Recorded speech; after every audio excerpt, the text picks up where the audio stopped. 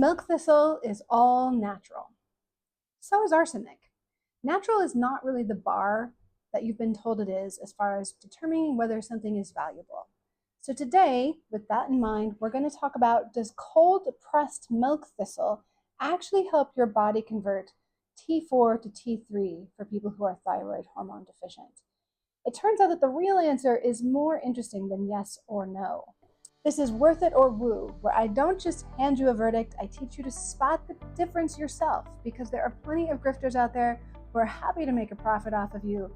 I'm Jenny Luther. I am a doctor and professor of acupuncture and Chinese medicine, 26 years of clinical experience. Quick disclaimer, because we're about to talk about your thyroid, I am a doctor of Chinese medicine, not a medical doctor. Everything here is for educational purposes only. Please work with your own providers, especially if you're already on thyroid medication or you suspect you need to be. So I went down this particular rabbit hole about cold pressed milk thistle to help convert T4 to T3, because since I moved to France last year, the specific T3 medication that has worked for me for years is not available here. And so I'm in the process of trying all the different thyroid medications, which if you have ever been on thyroid medications, you know that that is its own whole adventure.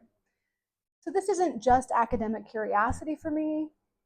I was actually looking for something that might help while I sort that out, or maybe make it so I don't have to take an extra T3 with my T4. So let's do a quick primer, because this matters for your thyroid. Your thyroid makes T4. Now, so that's thyroxine with 4 iodine molecules attached to it. That's literally what the 4 in T4 means. Think of this as the raw material. This is the storage form of thyroxine. So your body produces it, it circulates throughout, and it's there waiting to be used. But on its own, T4 doesn't do much. But it's there in your body ready to get called up to action. Your body has to convert that T4 into the T3 with the 3 iodine molecules. That is the one that is active, the one that actually can go into your cells and tell them how fast to run. It tells your metabolism what it should be, your temperature, your energy. That conversion step is everything. You can have plenty of T4, your blood work can look fine, but you can still feel like garbage if your body isn't converting enough of the T4 into the usable form T3. And a real chunk of that conversion, 20 to 40%, happens in your liver. But to be clear, the liver is not the only place that this happens. T4 gets converted to T3 also in your muscles, in your brain, and in other tissues throughout your body that do their own local T4 to T3 conversion. So just fix your liver is really an oversimplification. The liver is a really important piece of the puzzle, but it's not the whole puzzle. Let's backtrack a little. What is milk thistle actually? It is a Mediterranean plant, and the part that everybody's interested in is a compound complex called silymarin, and it's found in the seeds. So you've probably seen thistle, milk thistle. You know, if you ever go hiking, they're all over the Mediterranean here in France. This and also some of its cousins also grows where I'm from in Colorado. The really big tall weeds with the really pretty purple flower, but the giant spiky leaves that look terrible, and they're just awful when they're in your yard. This is what this is. But please don't use it until you make sure it's the right plant, because there are other versions of it that are not as good. So people have used milk thistle for liver complaints for centuries. And cold pressed is just a term for mechanical extraction method. It's the same term that you'd see on a bottle of olive oil. And it just means that it was pressed without heat or with chemicals. It was just literally squeezed out of it instead of a chemical process. So here's where it gets genuinely interesting, and I want to walk you through the actual research and not just hand you a verdict, because I get asked about this constantly by patients on thyroid medication, and right now I'm also looking for real answers for myself, not just the tidy one. But first, why are we even talking about a plant that most people know from their grandmother's herbal tea cabinet? Because milk thistle's whole reputation is built on the liver. And we just established that the liver is a real player in the conversion story from T4 to T3 for thyroid. That's the logic chain that wellness marketing is riding on.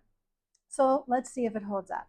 In 2008, a study found that in mice with chemically induced liver damage, silymarin raised T3 levels and boosted the activity of an enzyme called deiodinase, the D1 enzyme, specifically the one that is responsible for a lot of that T4 to T3 conversion in the liver. Very interesting. Great study, promising even. But here is the plot twist that nobody selling you a bottle of milk thistle is mentioning.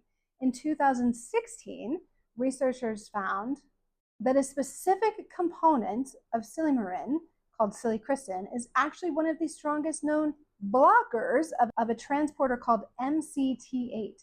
That transporter's whole job is moving T3 and T4 into your cells in the first place. So you've got one study suggesting that silymarin helps conversion, and another one showing a component of the same herb might block the delivery system for the hormone once it's made. So basically, we've got Schrodinger's herbs, helpful and hazardous at the same time, until somebody actually studies this in humans instead of rodents, which has not been done. So a brand new 2026 study gave rats milk thistle for a week and then checked their blood.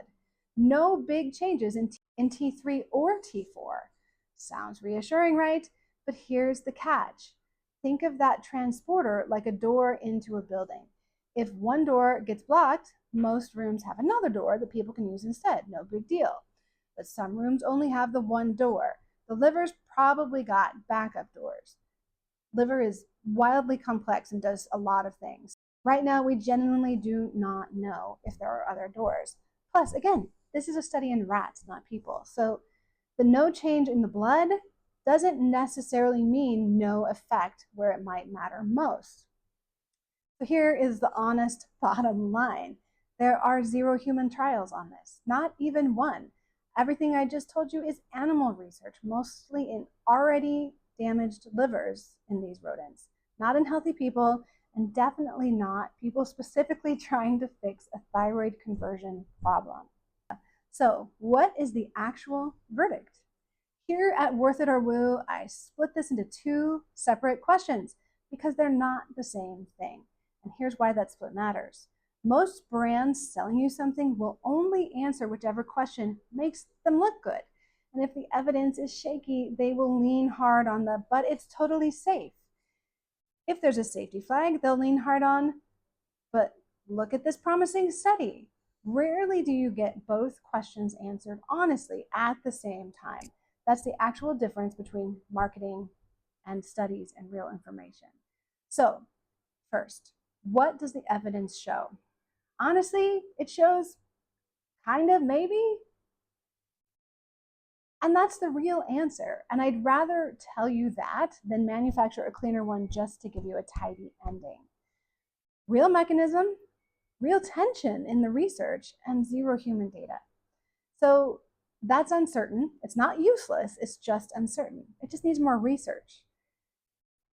Second question, and this is important, is it safe and worth trying?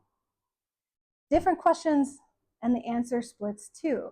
As a general liver support herb, yes, milk thistle is reasonably safe, has a long track record, much longer than the data, because we know people have been using this for centuries and probably much longer than this with great results. So it's very low risk for most people.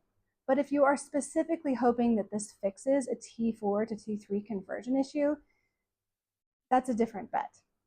If you're on thyroid medication, if you're pregnant, if you're working with an endocrinologist, this isn't something to self-add expecting a specific thyroid effect. Talk to your doctor first. The upside here is just unproven. The caution is not, especially if you're pregnant.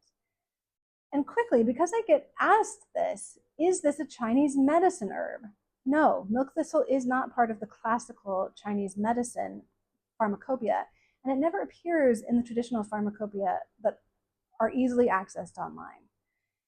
I learned about this specific herb, good old-fashioned research. You can see all the sources I used in the description box below.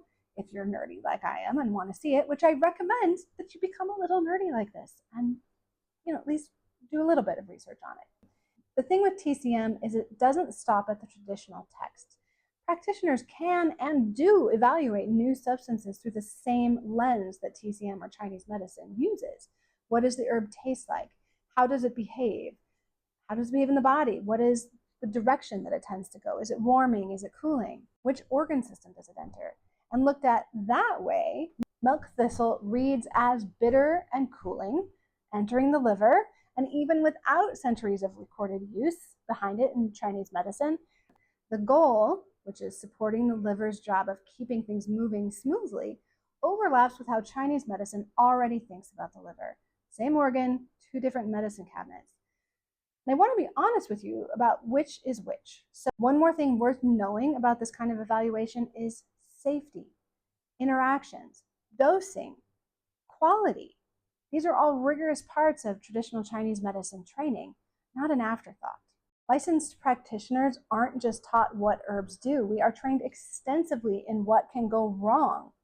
So we have one more loop to close, and it is the whole reason that we started here. Does cold-pressed milk thistle help T4 to T3 conversion? But none of that research even used cold-pressed milk thistle. Every study used a standardized extract, which is different. So here's the math. Whole seed milk thistle naturally runs 4 to 6% silymarin. Standardized extract of milk thistle seed gets concentrated up to 70 to 80%. Meanwhile, cold-pressed oil, it only measures between 0.25 and 1.7%. So that is roughly 40 to over 300 times less of the compound than anyone has actually ever studied. So while cold press sounds pure and virtuous, the math says that you're getting a lot less than you would be in a standardized extract. Before we go further, if this kind of breakdown where we look at the real science, the real math, and also look at the traditional uses and history of an herb or other things like acupuncture, craniosacral, all these things that will be coming up, please hit subscribe, because this is exactly what I will be doing in this Worth It or Woo series on this channel. So here's what I actually would do about milk thistle. You want general liver support? Look for a standardized silymarin milk thistle extract, something that actually tells you the percentage of silymarin on the label, not just cold pressed as a marketing word. And if you're hoping to fix a thyroid T4 to T3 conversion problem specifically, that is a conversation for you and your doctor, not a supplement aisle at the grocery store. So if this was helpful for you, a like helps more people actually see it instead of the next miracle supplement video. And I would really love to know, what else would you like me to run through next? Because I am building up a whole series on this. So tell me in the comments, let me know what you want to hear next on the Worth It or Woo series, and I will see you in the next video. I'm Dr. Jenny. Aviento.